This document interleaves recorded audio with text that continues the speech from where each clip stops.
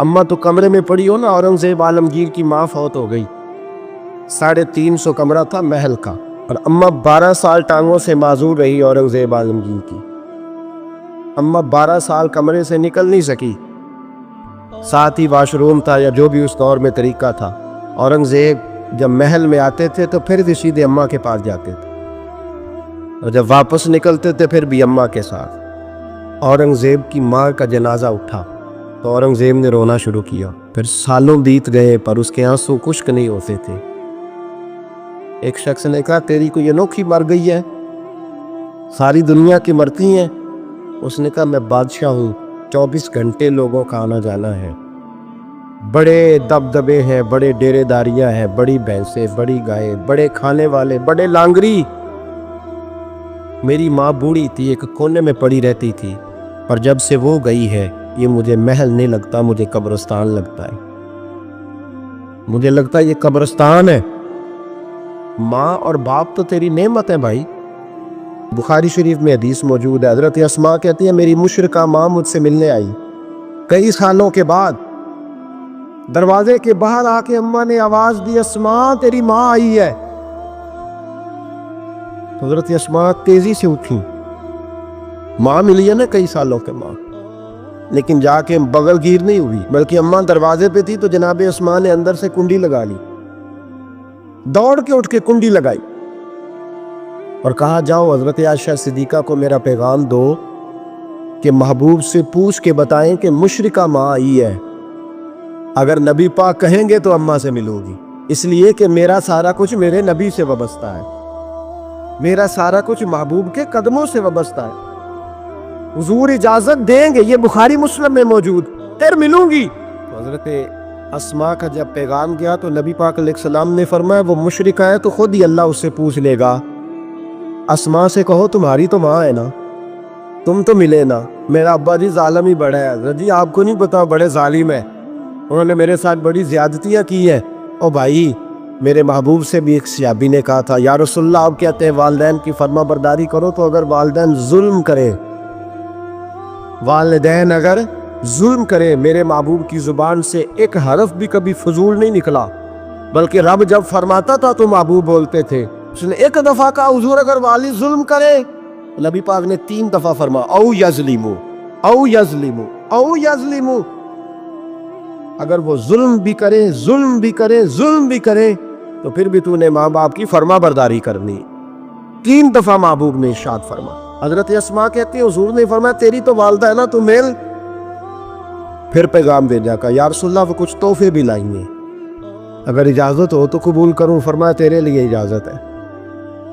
حضرت اسماء اتنی مضبوط مسلمان تھی کہ اماں مشرکہ تھی، لیکن اس کے قریب جانا انہوں نے پسند نہ کیا جب تک حضور اجازت نہ دے۔ فرماتی ہیں جب میرے ابا جی ہجرت کے لیے جانے لگے نا غار ثور پہ تو میری ڈیوٹی لگا گئے، کہنے لگے بیٹی تو بڑی ہے، پیچھے ذرا خیال رکھنا۔ کہتی ہیں 60,000 دینار تھے گھر میں، والد گرامی جب گئے تو ہر چیز ہی ساتھ لے گئے، ایک پیسہ نہیں چھوڑ کے گئے۔ کہتی میرے دادا نابینا تھے حضرت ابو قحافہ، بعد میں مسلمان ہو گئے، وہ آئے اور آ کے کہنے لگے اسماء تیرا ابا سارا کچھ لے گیا ہے، کچھ چھوڑ کے بھی گیا ہے۔ تو کہتی ہے میں پریشان ہو گئی، کیا جواب دوں، دادا جی بوڑھے یہ تو احتجاج کریں گے۔ کہتی ہے کہا نہیں نہیں بڑی خیر ہے، بڑا کرم ہے، کہا نہیں مجھے بتا کچھ چھوڑ کے گیا ہے، مجھے امید نہیں ابو بکر کچھ چھوڑ کے جائے گا، اور جب محمد ابن عبداللہ صلی اللہ علیہ وسلم پہ خرچ کرتا ہے تو ہر چیز ہی لٹا دیتا ہے، بتا کچھ چھوڑ کے گیا ہے۔ تو حضرت اسماء کہتی دادا جی بوڑھے تھے تو مجھے تجویز آئی، میں جلدی جلدی سے اٹھی، چھوٹے چھوٹے روڑے میں نے گھڑے میں رکھے، اس کے اوپر میں نے ٹاٹ ڈال دیا، میں نے کہا دادا جی پیسے ہیں، ان کا بازو تھام کے تو میں نے وہاں لگا دیا ٹاٹ کے اوپر۔ کہتی ٹاٹ کے اوپر لگایا، یہ نہیں بتایا نیچے کیا، میں نے کہا یہ دیکھیں، کہنے لگی اچھا اچھا ٹھیک ہے، میں نے یہ نہیں کہا پیسے ہیں، غلط بات بھی نہیں کی، اے دیکھیے۔ کہتی ہیں دادا جی کو تسلی ہو گئی، وہ مطمئن ہو گئے، وہ مطمئن ہوئے تو میری آنکھوں میں آنسو آ گئے، میں رو پڑی۔ میں نے کہا دیکھو رب کریم اس عمر میں مجھ سے کیسی خدمتیں لے رہا، جوان بیٹی، یہ ہمارا ہستا بستا شہر ہے اور سارے اپنے ہیں ہم آپس میں، لیکن کسی کی جوان بچی اس محلے دار سے جس کو وہ بچپن سے جانتی ہے، کونے میں جوان بچی 20-22 سال کی اگر ماچس لینی چلی جائے تو شور ہو جاتا ہے. وہ بیٹی نکل آئی ہے جی، ابا جی شام کو گھر آئے تو محلے دار غیبت کریں گے، بیٹی تیری جوان وہاں کھڑی تھی، آج سبزی لینے آئی تھی ماچس لینے، ابا درا نکال لیتا ہے. بیٹی کیسے باہر چلی گئی؟ بھئی اپنا محلہ ہے، سارے اپنے لوگ ہیں، کیوں پھر بھی نہیں جا سکتی؟ کیسے گئی؟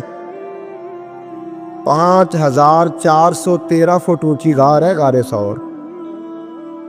اور جب ہم وہاں جاتے ہیں تو تجربہ کار حاجی مشورہ دیتے ہیں، کہتے ہیں سویرے سویرے جانا فجر کی نماز کے وقت، ورنہ دوپہر میں جانا بڑا مشکل ہوتا ہے. 3 بوتلیں بغل میں پانی کی، رستے میں 4-5 جگہ جو ہے وہ بیٹھنے کی جگہ بنی ہوئی ہے، وہاں ڈھابے ہیں چائے کے، بوتل کے، پانی کے، رستے بن گئے. لیکن جب حضرت صدیق اکبر نبی پاک کو لے کے گئے کوئی رستہ نہیں تھا، دشوار گزار گھاٹی تھی.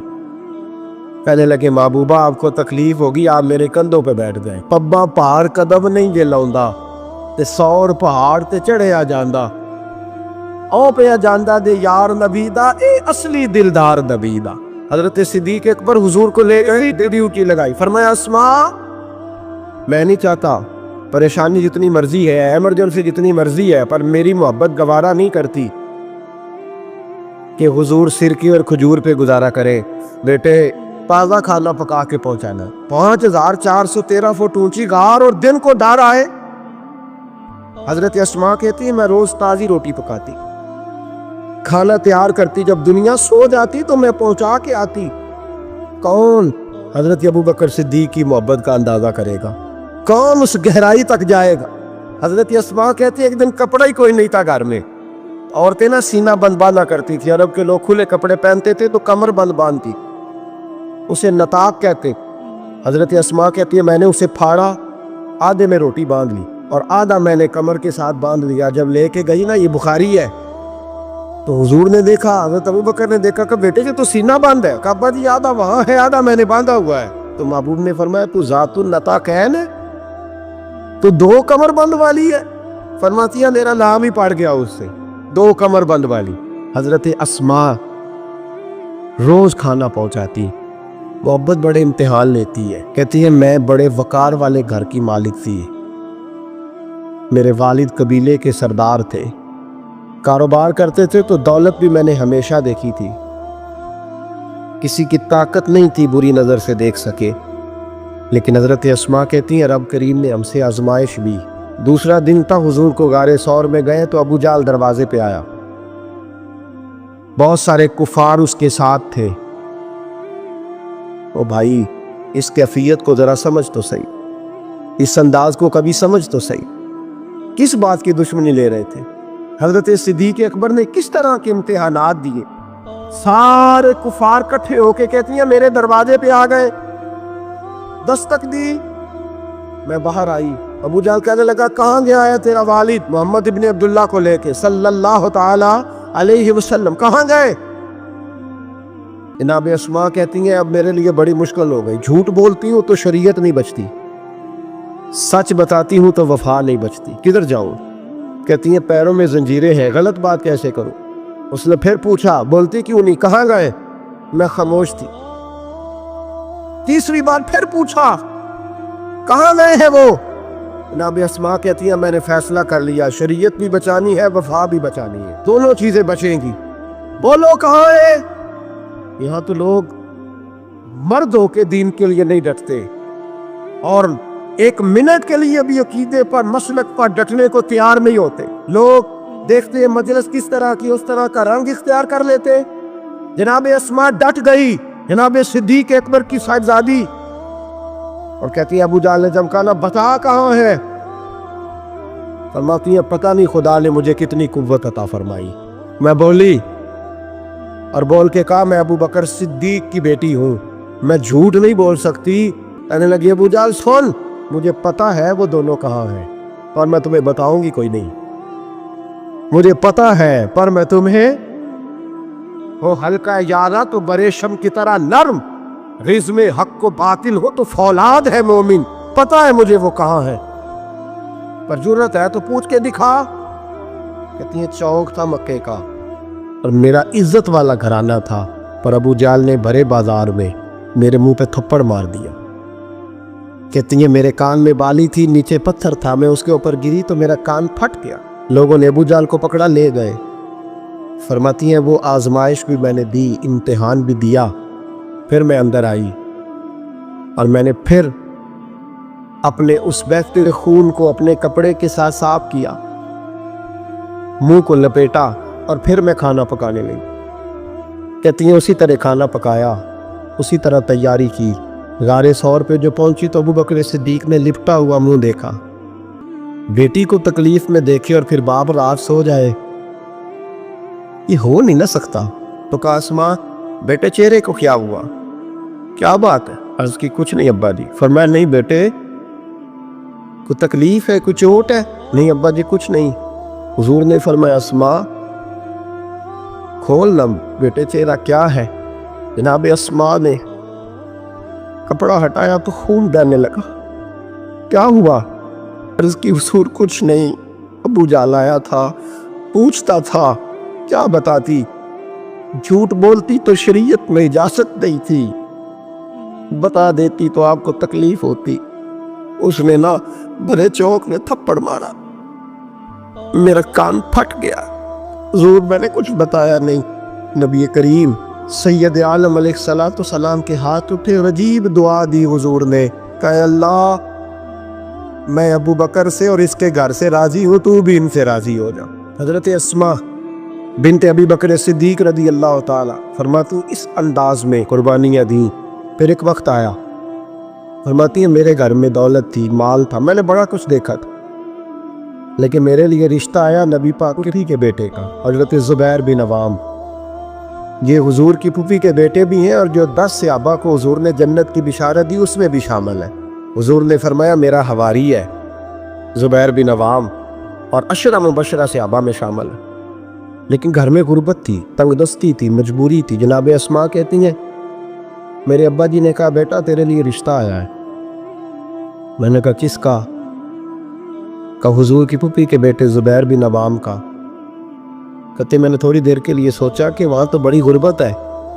तो जनाब सिद्दीक अकबर ने अगला जुमला कहा, फरमाया तुम्हें पता है रिश्ता भेजा किसने? कहा अब्बा जी किसने? कहा मुस्तफ़ा करीम ने। जनाब अस्मा कहने लगी फिर आपको मुझसे पूछना नहीं चाहिए था, पर हुजूर ने पसंद किया है, महबूब ने, इतने मेरे नसीब।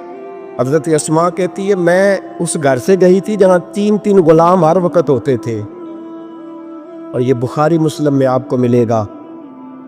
बेटियों की तरबियत हम करते हैं तो कहते हैं ओ ससुराल में काम करना पड़ता है, सवेरे उठना पड़ता है, ऐसे करना पड़ता है। सुनो जनाब सिद्दीक अकबर रईस मक्का और मदीना की बेटी फरमाती है मैं जब ज़ुबैर बिन अवाम के घर में गई तो मैं आटा भी गूंथती थी, मैं कपड़े भी धोती थी।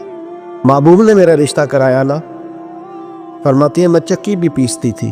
फरमाती है ज़ुबैर बिन अवाम ने घोड़ा रखा हुआ था, वो जब बाहर जाते तो मैं घोड़े के लिए चारा भी काट के लाती थी, मैं उस घोड़े को भी संभालती थी, मेरे हाथों में छाले पड़ जाते। एक दिन मेरे अब्बा जी ने देख लिया। अबू बकर सिद्दीक बड़े परेशान हुए। कहती हैं उन्होंने जाके महबूब की बारगाह में अर्ज़ की हुजूर अगर आप इजाज़त दें तो मैं ज़ुबैर को एक गुलाम ना दे दूँ, मेरी बेटी काम करती है, उसके हाथों में मैंने छाले देखे, एक गुलाम ना दे दूँ। डायरेक्ट हज़रत ज़ुबैर बिन अवाम से नहीं कहा कि तू इतना काम कराता है, झगड़ा नहीं खड़ा कर दिया। कहती हैं एक गुलाम हुजूर के ज़रिए जनाब अबू बकर सिद्दीक ने भेजा। अब वो बाहर के काम संभालने लगा, घोड़े को चारा डाल देता, कुछ सौदा सरफ ला देता। कहती मुझे यूं लगा जैसे मैं आज़ाद हो गई। गुर्बत भी थी। ज़ुबैर बिन अवाम नेक बड़े थे पर तबीयत के ज़रा सख्त थे। एक दिन अब्बा जी आए तो मैंने कहा हुजूर और तो कुछ चीज़ नहीं चाहिए, थोड़ी सख्ती है तबीयत में। तो कहते हैं मेरे वालिद ने ये नहीं कहा मैं पूछूंगा, मैं हुजूर से बात करूंगा। कहने लगे बेटी सब्र कर, बेटी सब्र कर, तेरा खामद नेक है, अगर तू उसकी रिजा में दुनिया से गई तो रब तुझे बगैर हिसाब जन्नत अता फरमा देगा। तो खामद की परहेजगारी भी तो देखो ना भाई, सिर्फ दौलतों की जरूरत है, सिर्फ इन चीजों की जरूरत है, उसकी परहेजगारी भी देखो। अब इस्मा कहते हैं उसके बाद मैंने शिकवा नहीं किया। उसके बाद दोबारा शिकवा, सखी बड़ी थी हजरत अस्मा, حضرت عبداللہ بن زبیر آپ کے بیٹے تھے. کسی نے ان سے پوچھا کہ آپ کی والدہ کا کیا حال تھا؟ تو فرماتے میں اماں کو مصلے پہ چھوڑ کے گیا, عبادت کر رہی, عبادت گزار بڑی تھی, مصلے پہ چھوڑ کے گیا. فرماتے میں ظہر کے وقت گیا اور عصر کی نماز کے بعد آیا تو میری اماں ابھی بھی مصلے پہ بیٹھی تھی اور رب سے معافی مانگ رہی تھی. کہتے ہیں بڑی سخی تھی, اور میری خالہ سیدہ عائشہ بھی بڑی سخی تھی. حضرت عبداللہ بن زبیر فرمانے لگے دونوں میں ایک فرق تھا. حضرت عائشہ جب سخاوت کرتی تو کچھ پیسے جمع کر لیتی, ایک ہفتے کے پیسے جمع کر کے جوڑ کے کہتی چلو کسی غریب کا کچھ بن تو جائے. لیکن حضرت اسماء رکھتی نہیں تھی, کہتی تھی روز ہی دینے ہیں, چاہے 1 دینار آرنگ میں موجود ہے. جب ان سے پوچھا گیا ایسا کیوں کرتی ہو تو کہتی ہے میں ایک دن نبی پاک کی بارگاہ میں نا کچھ پیسے دینے لگی تو میں نے 2-3 دفعہ گنے, کہا حضور یہ کچھ دینار رکھ لے. تو محبوب فرمانے لگے اسماء اللہ کے رستے میں گن گن کے نہ دے, ورنہ وہ بھی تجھے گن گن کے ہی دے گا. تو اس کے رستے میں بے حساب دے, وہ بھی تجھے بے حساب ہی عطا فرمائے گا. اور بچا بچا کے نہ رکھا کر, دے دیا کر. تو اس کے رستے میں دیتی رہ, رب بھی تجھے دیتا ہی رہے گا. ہم چونکہ گن گن کے دیتے ہیں نا, اس لیے ہم اس فلسفے کو سمجھتے نہیں. گن گن کے دو گے تو گن گن کے ملے, بے حساب دو گے تو اللہ بھی بے حساب ہی دے گا. حضرت اسماء کی سخاوت, پرہیزگاری.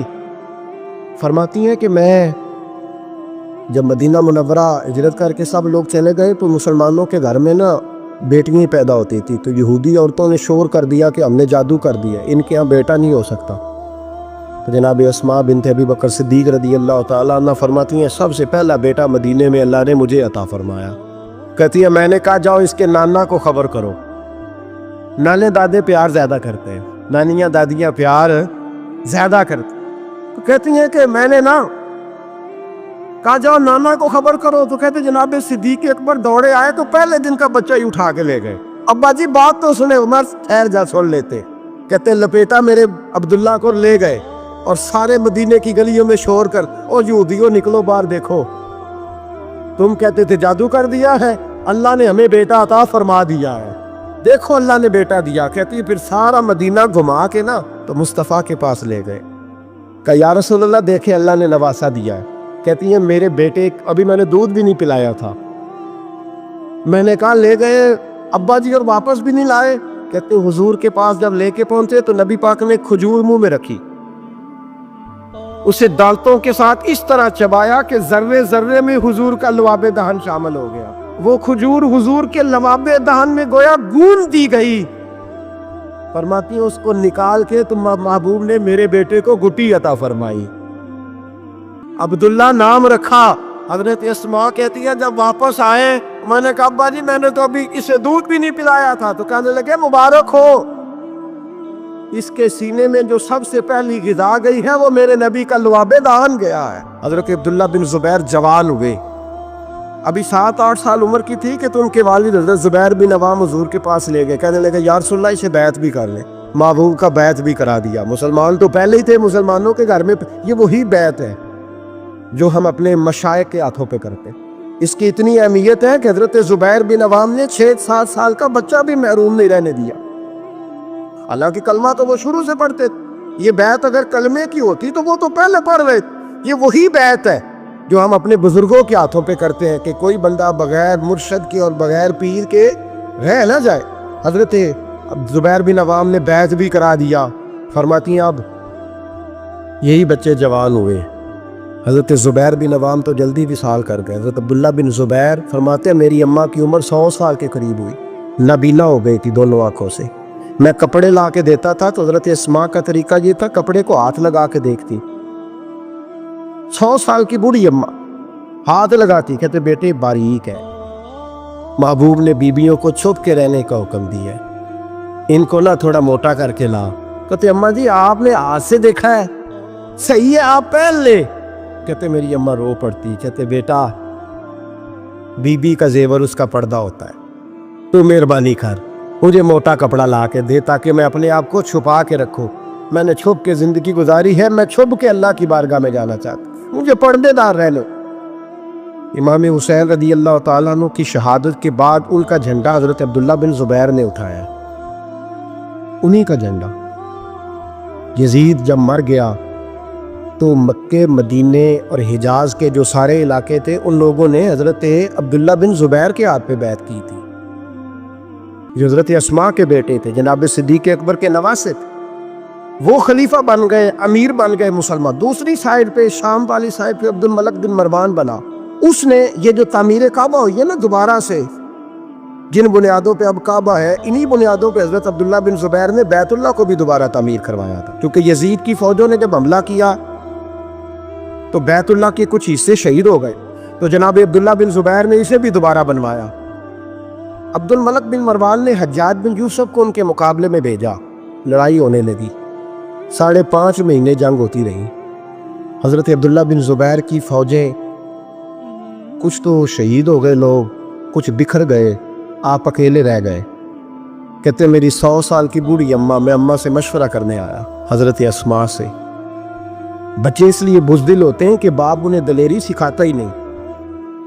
کہتے 100 سال کی بوڑھی اور نابینا اماں، کیوں نہیں بچے جہاد کے لیے تیار ہو رہے؟ مائیں کہتی ہیں شاید گھر میں رہیں گے تو موت نہیں آئے گی، شاید ہی اندر رہیں گے تو بچ جائیں گے۔ فرماتی 100 سال کی بوڑھی اماں سے جا کے کہا اماں اب تو میں تقریباً اکیلا رہ گیا ہوں، کیا کروں؟ تو کہتے میری ماں کہنے لگی حضرت اسماء بیٹے پہلے تو یہ بتا کہ تو حق پہ ہے کہ نہیں؟ یہ میں نے کہا اماں ہوں تو میں حق پہ۔ تو کہنے لگی جا پھر میدان میں کھڑا ہو جا اور جا کے لڑ، جب تک رب کو منظور ہوگا تجھے زندگی دے گا، اور بیٹا یاد رکھ جسے شہادت ملتی ہے اسے بھی اللہ کی مدد کے ساتھ ہی ملتی ہے۔